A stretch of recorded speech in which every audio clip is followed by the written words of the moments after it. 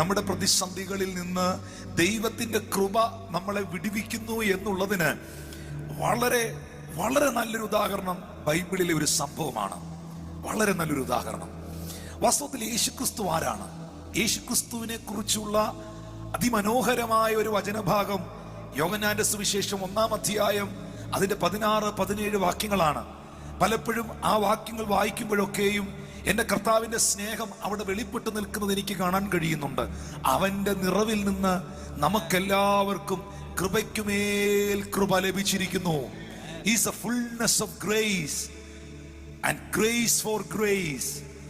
യേശുവിന്റെ നിറവിൽ നിന്ന് നമുക്കെല്ലാവർക്കും കൃപയ്ക്കുമേൽ കൃപ ലഭിച്ചതുകൊണ്ട് 17-ാമത്തെ തിരുവചനത്തിൽ പരിശുദ്ധാത്മാവ് എഴുതിയിരിക്കുന്നു, ന്യായപ്രമാണം മോശ മുഖാന്തരം ലഭിച്ചു, കൃപയും സത്യവും യേശുക്രിസ്തു മുഖാന്തരം വന്നു.